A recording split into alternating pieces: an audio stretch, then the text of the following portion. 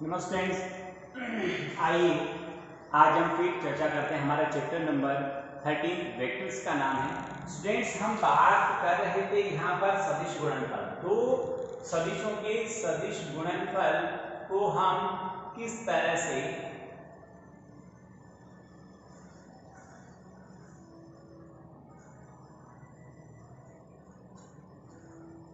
हम डिनोट करते हैं। साथ ही इसके बारे में हमने ये भी पढ़ा था कि सदिश वेक्टर सदिश गुणनफल से हम कैसे कैसे उसका यूज कर सकते हैं। और उसमें हमने ये पढ़ा था स्टूडेंट्स कि जो वेक्टर प्रोडक्ट है उसके बारे में हमने बड़े ही विस्तार से जानकारी प्राप्त की थी कि वेक्टर प्रोडक्ट किस तरह से हमारे लिए यूजफुल है। एक दो सदिशों के सदिश गुणनफल से हम एक समांतर चतुर्भुज का क्षेत्रफल ज्ञात कर सकते हैं और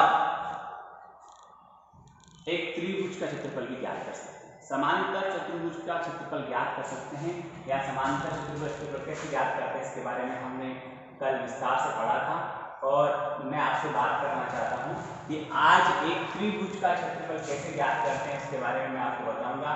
स्टूडेंट्स, दो सदिशों का सदिश गुणनफल हम यदि घटक रूप में करते हैं तो वह गुणनफल हमें एक डिटर्मिनेंट यानी हम एक सारणी के फॉर्म से करना चाहिए ताकि वो काफ़ी आसान हो जाता है। यदि हम सारणी के फॉर्म से करते हैं तो बहुत इजी हो जाता है, और यदि अपन डायरेक्ट सिंपल वे में करते हैं तो हमें थोड़ा सा वो सावधानी के साथ काम करना पड़ेगा। तो इसको हम ध्यान में रखते हैं स्टूडेंट्स, मैं आपको ऑफर करूँगा कि आप डिटर्मिनेंट्स फॉर्म से ही एक वेक्टर यानी टू वेक्टर्स का जो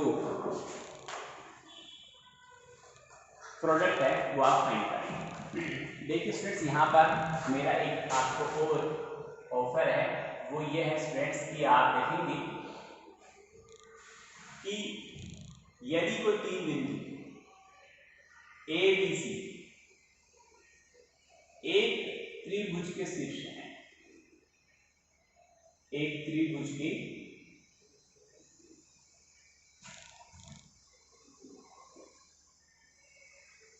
वर्टिसेस हैं तथा उनके पोजीशन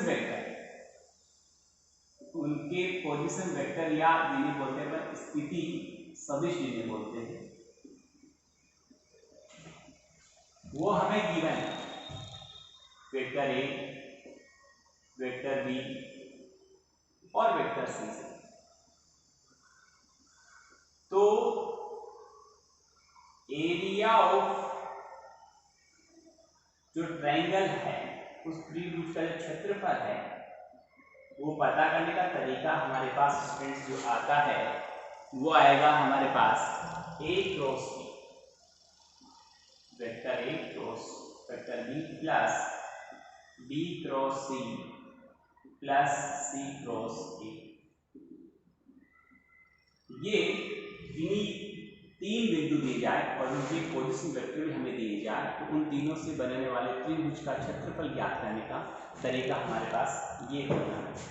स्टूडेंट्स, यदि हमें ये पूछे, ये फर्स्ट पॉइंट था, सेकंड पॉइंट पूछे कि तीन बिंदु सरेख है या नहीं, लीनियर है क्या, तीन बिंदुओं के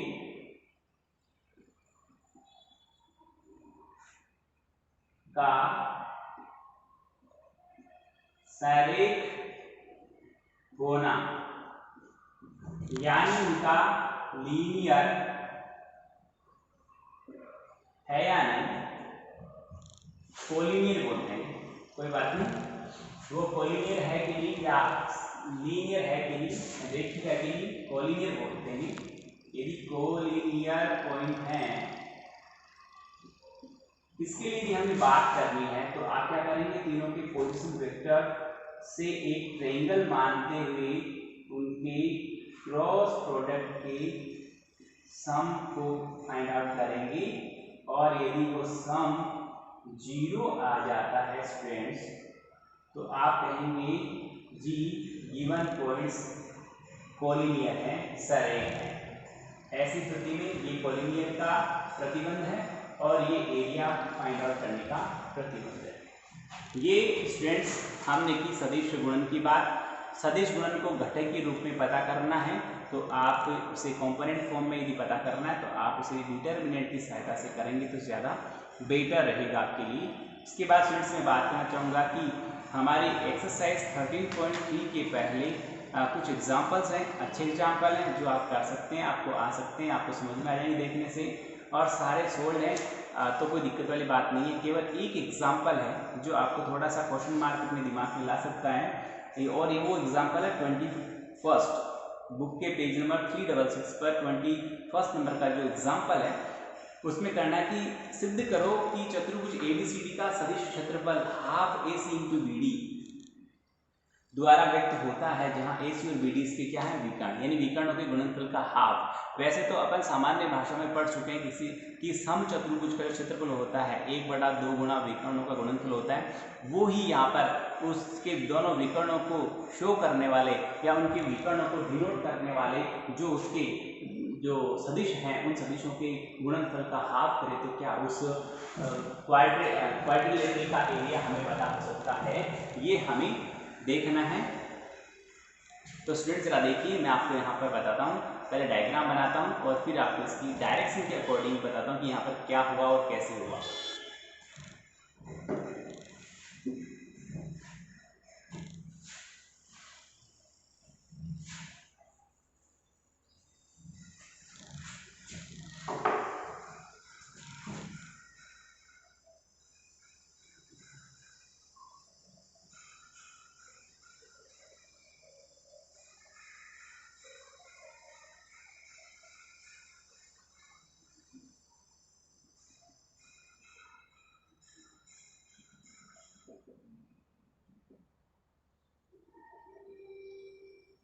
एक्सरसाइज वो है हमारे पास 13.3 पढ़ने जा रहे हैं, पर अभी हम एक एग्जाम्पल पढ़ रहे हैं और वो एग्जाम्पल है 21 नंबर का हम एग्जाम्पल यहाँ पढ़ने जा रहे हैं स्टूडेंट्स। देखिए आगे मैं बात करता हूँ यहाँ पर, तो 21 जो एग्जाम्पल है उसमें कह रहा है कि क्वाड्रिलेटरल कैसे बना लो, ABCD उसमें दो उसके डायगोनल हैं, विकर्ण को डायगोनल बोलते हैं, AC और BD है, इसकी डायरेक्शन U है और U है। देख लीजिए डायरेक्शन क्या है, अच्छी तरह से इसको जो मैंने बताया वो उसकी डायरेक्शन है। और यहाँ बात करें वापस से, मैं अच्छी तरह से आपको देखिए इसलिए बता रहा हूँ, ये डायरेक्शन इसकी, ये डायरेक्शन, ओके। तो अब आप क्या करेंगे, यहाँ पर ट्रायंगल रूल लगाएंगे कि दो त्रिभुजों का क्षेत्रफल निकाल कर, यानी हम बात करें त्रिभुज ACD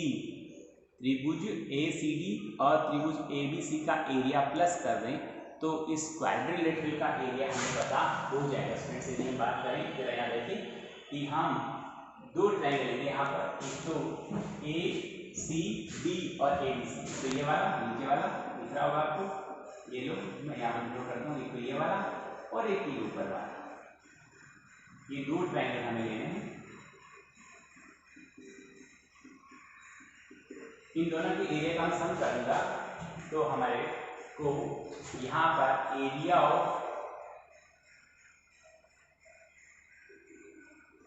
ABCD is equal area of ACD plus area of ABC।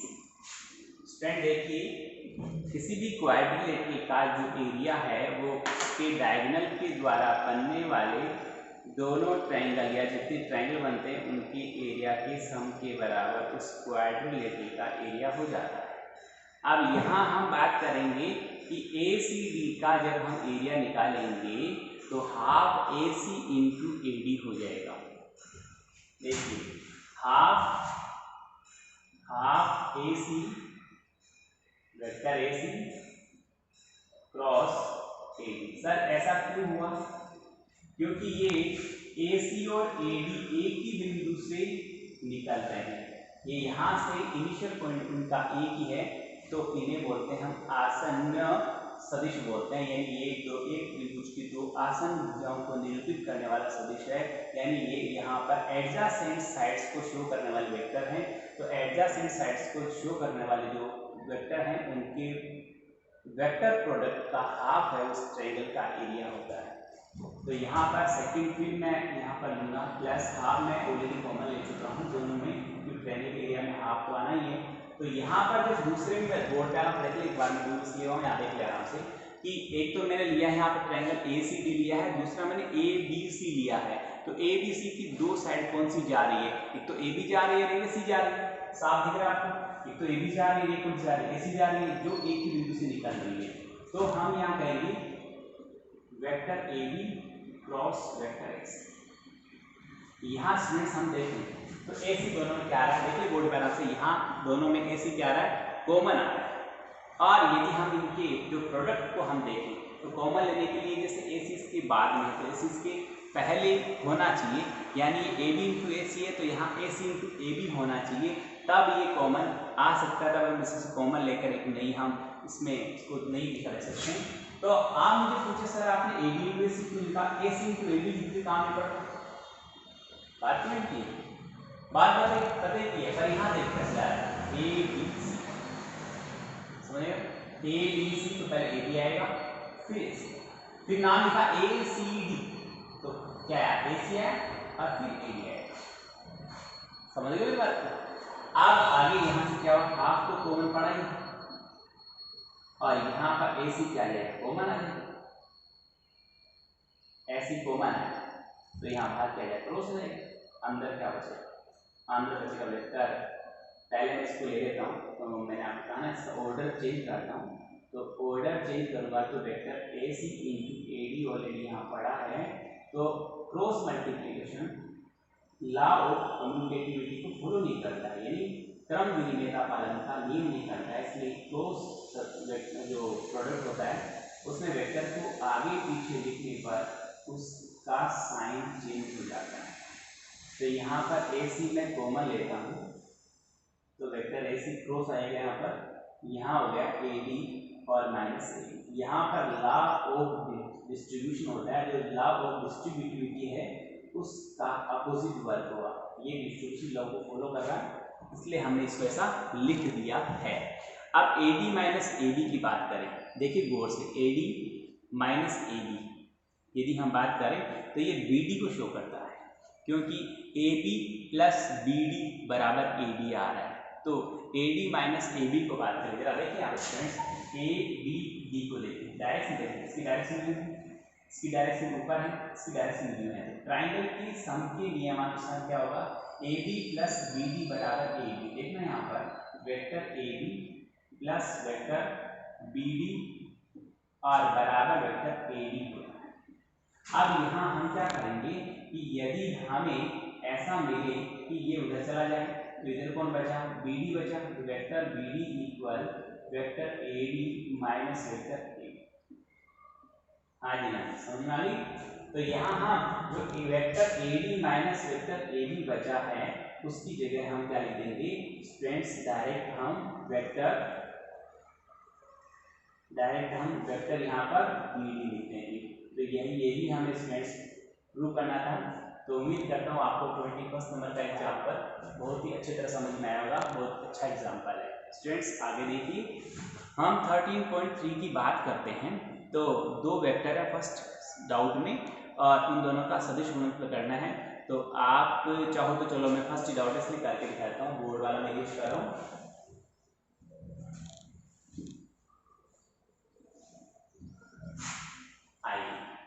Exercise का जो क्वेश्चन नंबर जो फर्स्ट है उसकी बात करते हैं। दोनों वेक्टर को मैं कोई नाम दे देता हूँ, नहीं दिया हुआ है यहाँ पर। तो 3 1 -1 है, 3 1 और -1। ये फर्स्ट वेक्टर है, और सेकंड जो वेक्टर है उसको मैं वेक्टर बी से डिनोट करता हूँ, और ये 2 3 1 है, ये 2 3 1। समझ में आ रहा है फ्रेंड्स? इनका क्रॉस करवाना है तो vector A cross vector B, ये फ्रेंड्स आएगा एक डिटरमिनेंट से बहुत इजी हो जाएगा। डिटरमिनेंट का साइन लगाइए, i0 के लिखिए यहाँ पर, और फर्स्ट वेक्टर के जो कोएफिशिएंट्स हैं i0 के उनको फर्स्ट रो में लिख दें। यहाँ पर 3 है, यहाँ 1 है, 3 1 -1 ये मैंने लिख दिया यहाँ पर, और दूसरे के 2 3 और 1 है तो ये लीजिए 2 3 और 1, और इनको अपन डिटरमिनेंट जो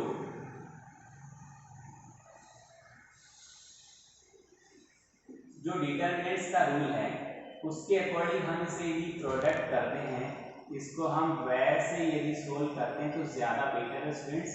तो हम क्या करेंगे यहाँ पर डिटरमिनेंट में, आपको पता है ना कि किसी R1 या R2 या C1 या C2 या C3 के अलोंग में एक्सपेंड करते हैं, तो मैं यहाँ पर एक्सपेंड करना आपको सीखा है चित्र से, इतनी दूर आए हम तो आपको अच्छे से समझ में आ चुका है। मैं यहाँ पर R1 के अलोंग में एक्सपेंड करता हूँ,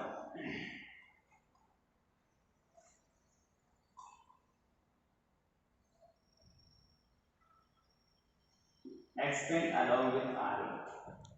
तो यहाँ पर हमारे पास vector A cross vector B का वैल्यू हम बाय डिटरमिनेंट रूप से इनको मल्टीप्लाई कर रहे हैं। तो यहाँ पर क्या होगा कि जिस के आप अलोंग में एक्सपेंड करें उसके फर्स्ट एलिमेंट को देखिए, वो जिस रो और कॉलम में बैठा उसे छोड़ दीजिए, बाकी क्रॉस मल्टीप्लाई करके सब्ट्रैक्ट करना है।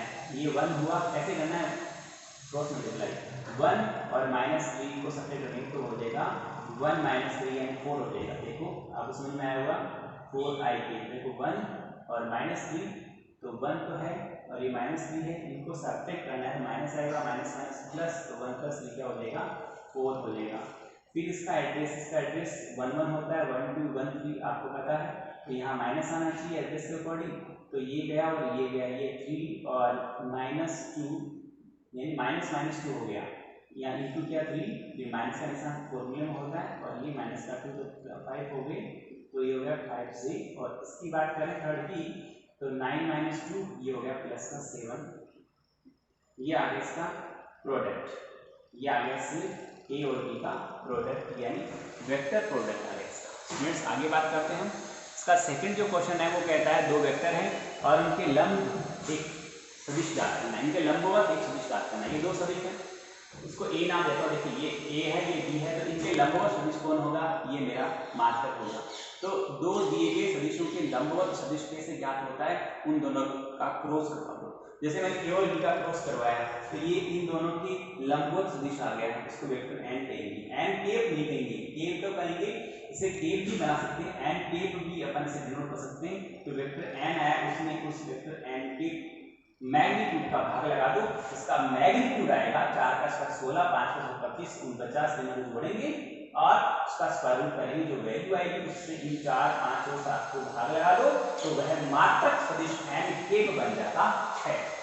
आगे बात करते हैं स्टूडेंट हम, ये सवाल संख्या थर्ड है, बहुत ही अच्छा है, जरा देखिए इसको मैं बोर्ड पे लिखकर आपको एक्सप्लेन करता हूँ। हमारा डाउट नंबर थर्ड, तो उसमें क्या लिखा है, ये लिखा है स्टूडेंट्स कि ए और बी दो वेक्टर हैं, उसके लिए हमें प्रूव करना है कि a क्रॉस b का whole square is A B और बी बी के बराबर होता है। यानी दो वेक्टर हैं a और b, तो उनका जो वेक्टर प्रोडक्ट का स्क्वायर है वो इसके इक्वल होता है क्या, vector a dot vector a और vector a dot vector b, vector a dot vector b और vector b dot vector b। ये डिटरमिनेंट रूल यहाँ लगेगा, इसको सोल्व करेंगे आरएचएस को तो डिटरमिनेंट रूल लगेगा।